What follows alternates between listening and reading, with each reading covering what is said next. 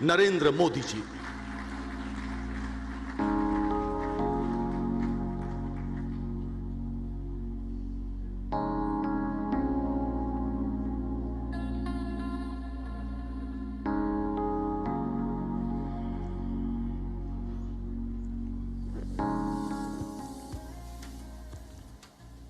उत्तर प्रदेश के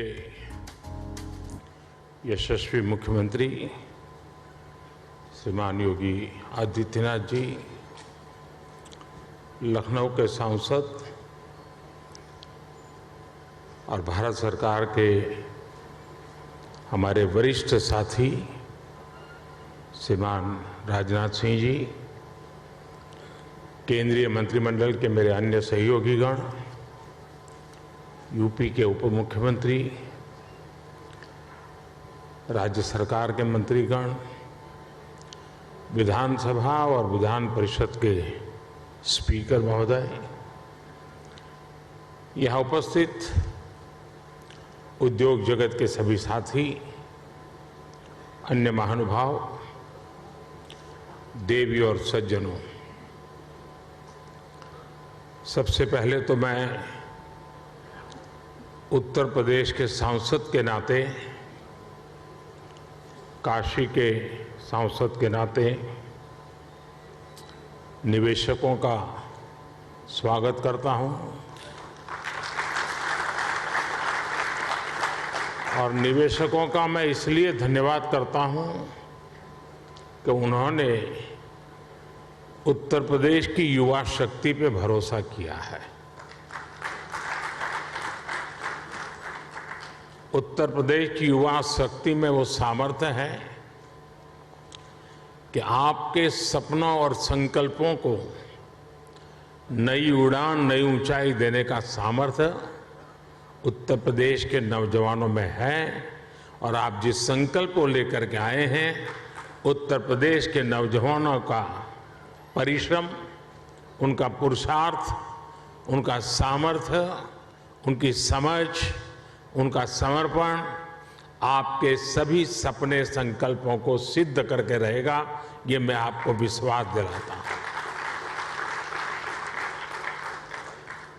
काशी का सांसद हूं तो एक सांसद के नाते मैं ये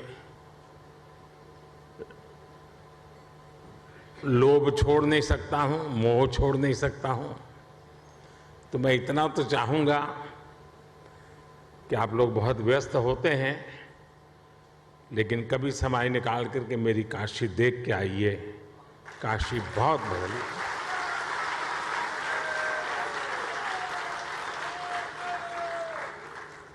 काशी बहुत बदल गई है।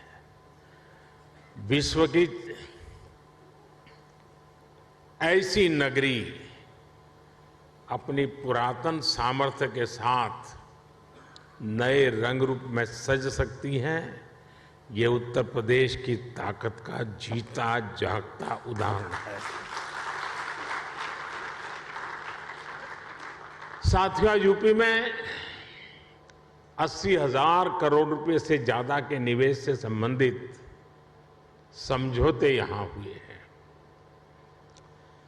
ये रिकॉर्ड निवेश यूपी में रोजगार के हजारों नए अवसर बनाएगा। ये भारत के साथ ही उत्तर प्रदेश की ग्रोथ स्टोरी पर बढ़ते विश्वास को दिखाता है। आज के इस आयोजन के लिए मैं यूपी के नौजवानों को विशेष बधाई दूंगा, क्योंकि इसका सबसे बड़ा लाभ यूपी के युवकों को, युवतियों को, हमारे नई पीढ़ी को होने वाला है। साथियों, इस समय हम अपनी आजादी के 75वें वर्ष का पर्व मना रहे हैं। आजादी का अमृत महोत्सव मना रहे हैं। ये समय अगले 25 वर्षों के लिए अमृत काल, नए संकल्प का काल, नए लक्ष्यों का काल और नए लक्ष्यों को प्राप्त करने के लिए सबका प्रयास के मंत्र को लेकर के परिश्रम की पराकाष्ठा करने का अमृत काल है। आज दुनिया में जो वैश्विक परिस्थितियां बनी हैं वो हमारे लिए बड़े अवसर भी लेकर आई है। दुनिया आज जिस भरोसेमंद साथी को तलाश रही है, दुनिया तलाश रही है, उस पर खरा उतरने का सामर्थ्य सिर्फ हमारे लोकतांत्रिक भारत के पास है। दुनिया आज भारत के पोटेंशियल को भी देख रही है और भारत के परफॉर्मेंस की भी सराहना कर रही है। कोरोना काल में भी भारत रुका नहीं, बल्कि अपने रिफॉर्म्स की गति को और बढ़ा दिया। इसका परिणाम आज हम सभी देख रहे हैं। हम G20 अर्थव्यवस्थाओं में सबसे तेजी से ग्रो कर रहे हैं। आज भारत ग्लोबल रिटेल इंडेक्स में दूसरे नंबर पर है।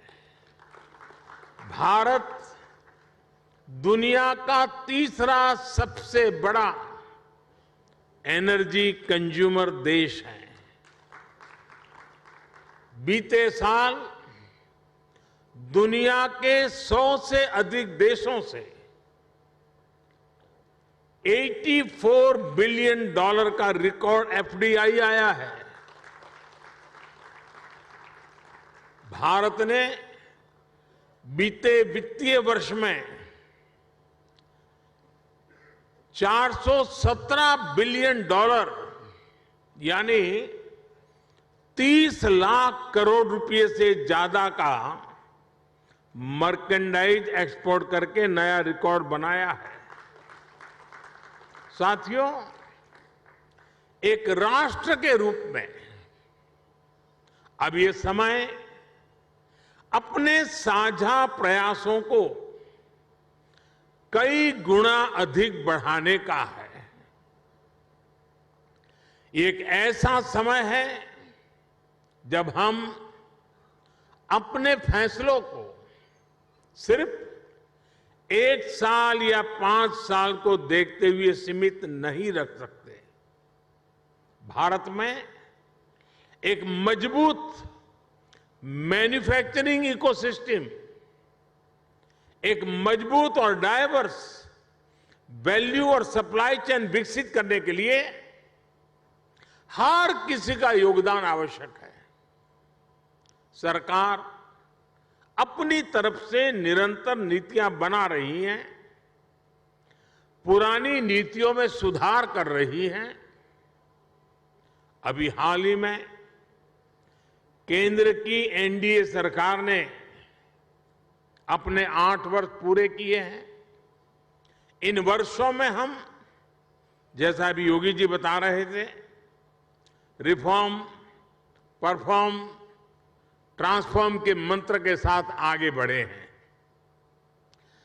हमने पॉलिसी स्टेबिलिटी पर जोर दिया है, कोऑर्डिनेशन पर जोर दिया है, ईज ऑफ डूइंग बिजनेस पर जोर दिया है। बीते समय में हमने हजारों कंप्लायंस खत्म किए हैं, पुराने कानूनों को समाप्त किया है। हमने अपने रिफॉर्म से एक राष्ट्र के रूप में भारत को मजबूती देने का काम किया है।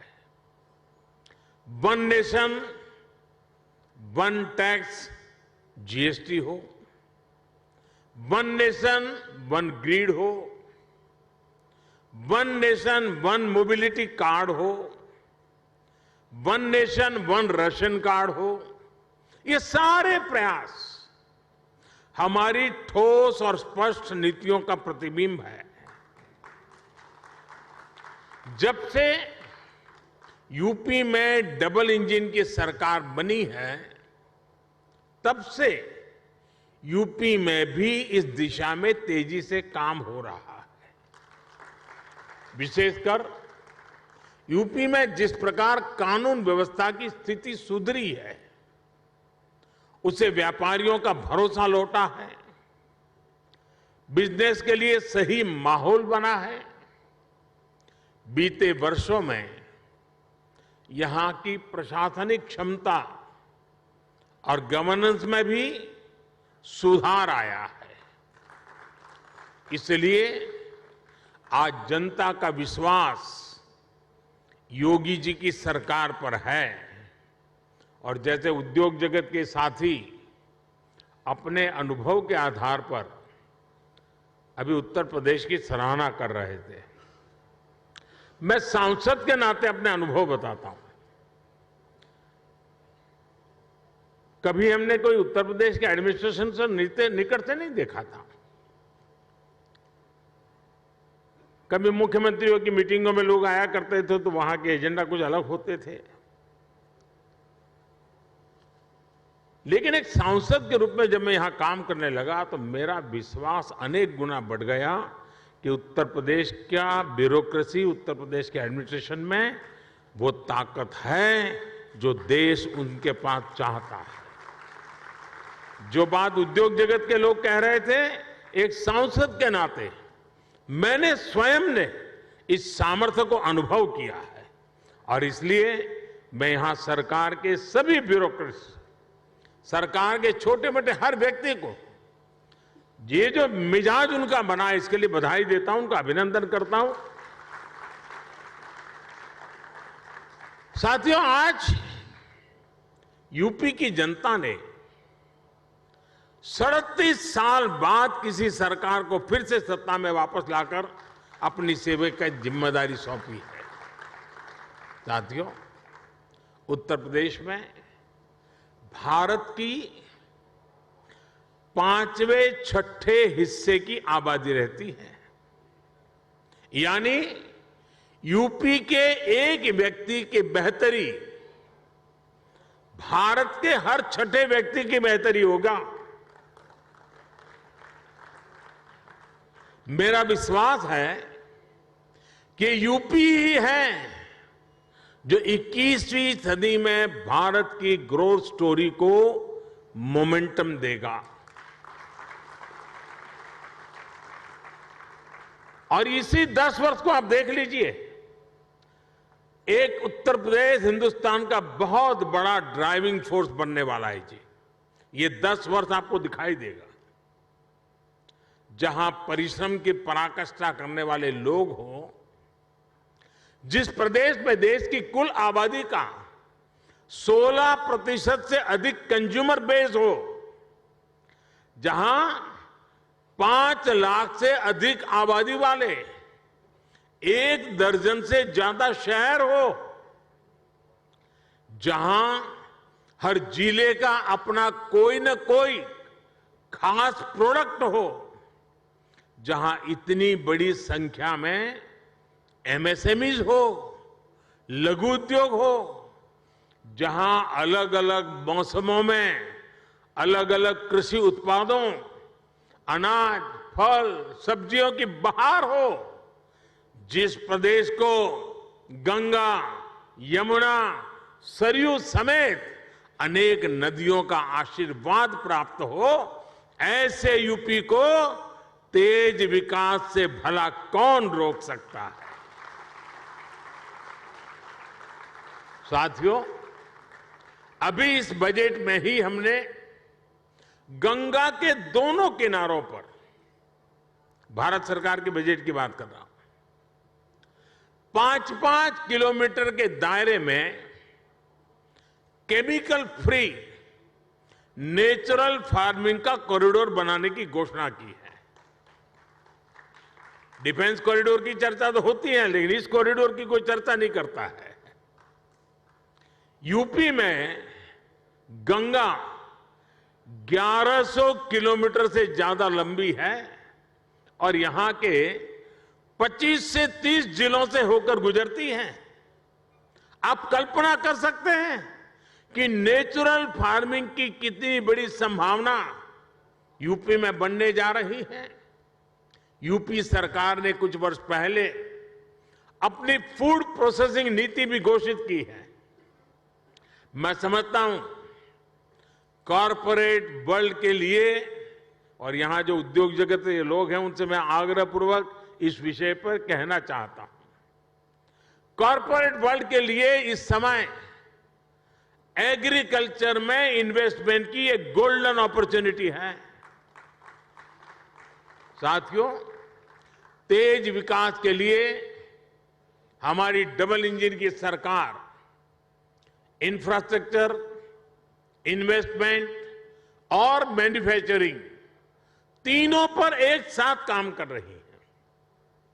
इस साल के बजट में 7.5 लाख करोड़ रुपए के अभूतपूर्व कैपिटल एक्सपेंडिचर का एलोकेशन इसी दिशा में उठाया गया कदम है।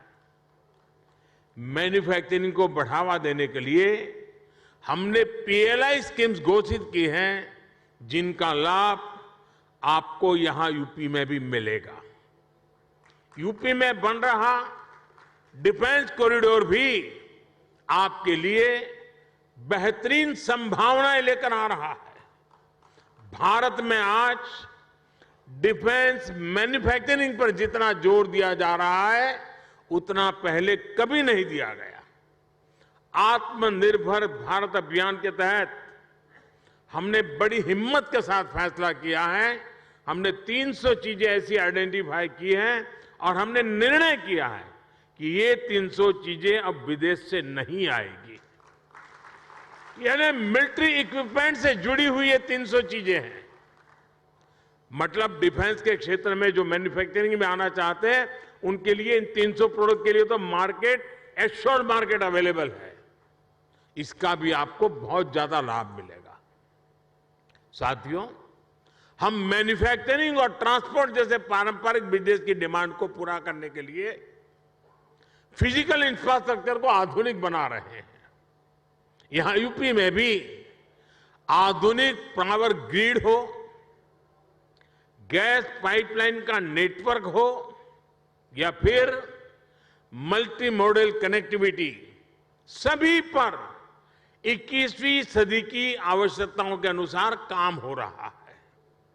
आज यूपी में जितने किलोमीटर एक्सप्रेसवे पर काम हो रहा है वो अपने आप में एक रिकॉर्ड है। आधुनिक एक्सप्रेसवे का सशक्त नेटवर्क उत्तर प्रदेश के सभी इकोनॉमिक जोन्स को आपस में कनेक्ट करने वाला है।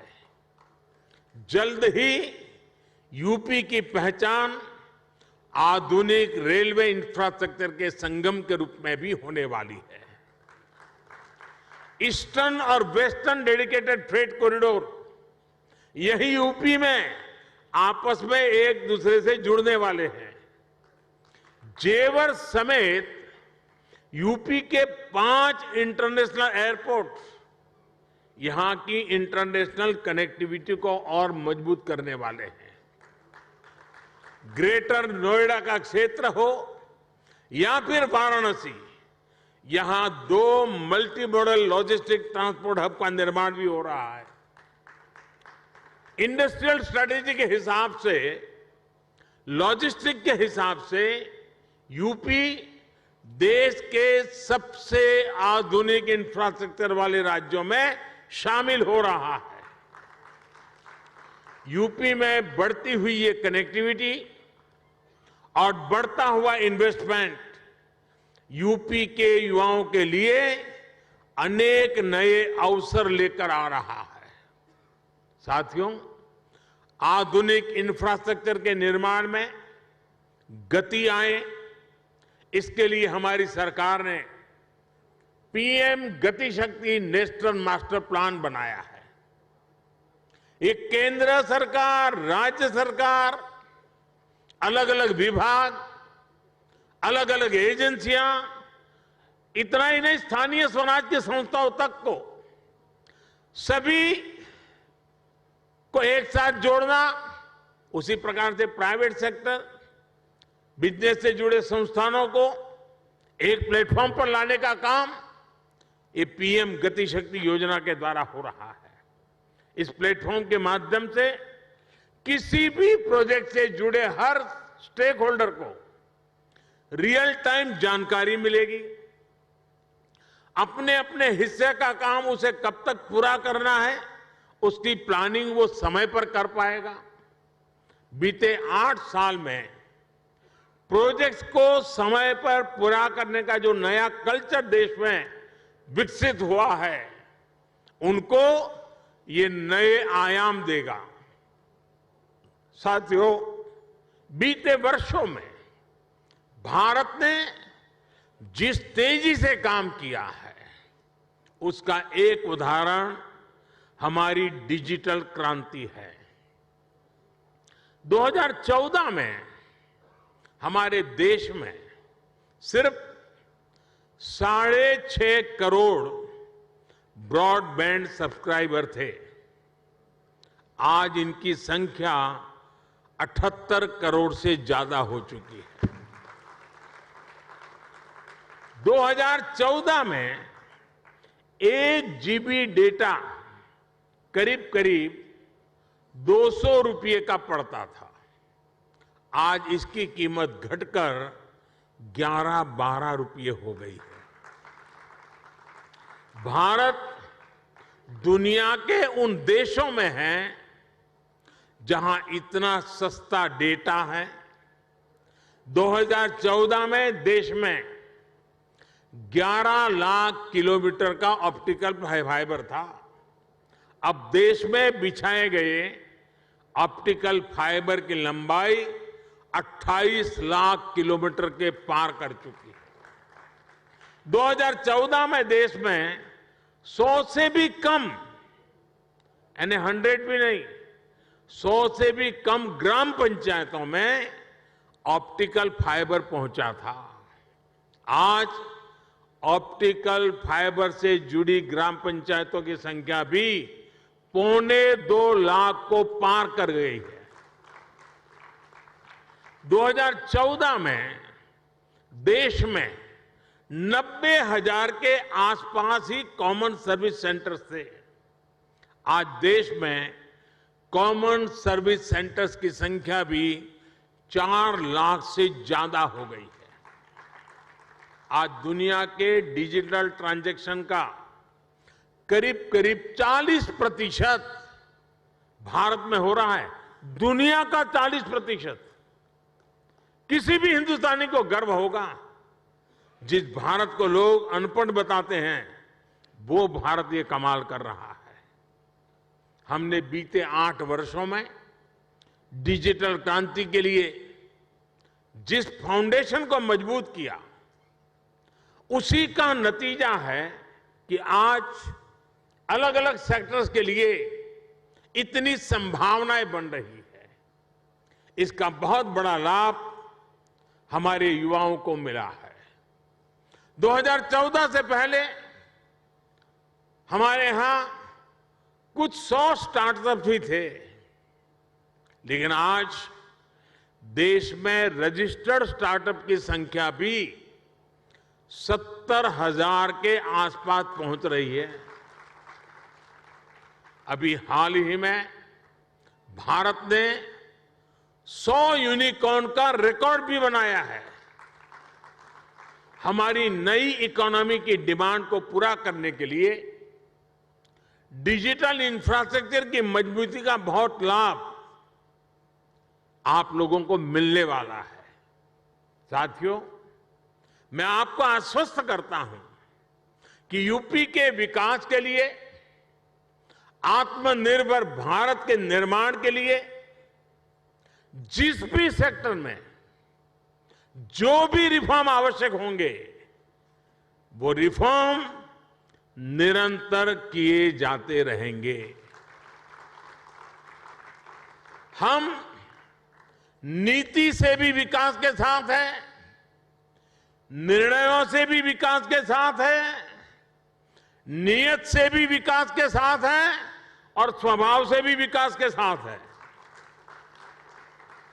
हम सब आपके हर प्रयास में आपके साथ होंगे और हर कदम पर आपका साथ देंगे। आप पूरे उत्साह से उत्तर प्रदेश की विकास यात्रा में शामिल हो। उत्तर प्रदेश के भविष्य का निर्माण आपके भविष्य को भी उज्जवल बनाएगा। ये विन विन सिचुएशन है। ये निवेश सभी के लिए शुभ हो, सभी को लाभ देने वाला हो। इसी कामना के साथ इति शुभम कहते हुए आप सभी को बहुत बहुत शुभकामनाएं। धन्यवाद।